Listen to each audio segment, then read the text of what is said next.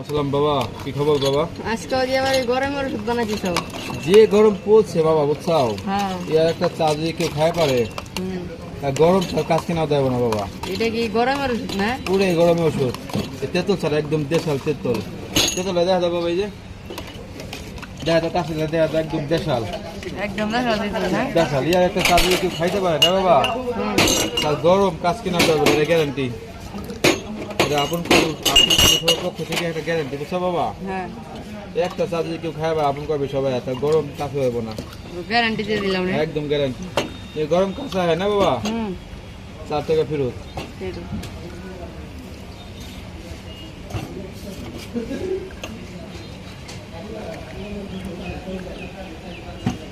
আজ একটা চিকেন মশলা দিয়ে দিলাম বাবা, দাও।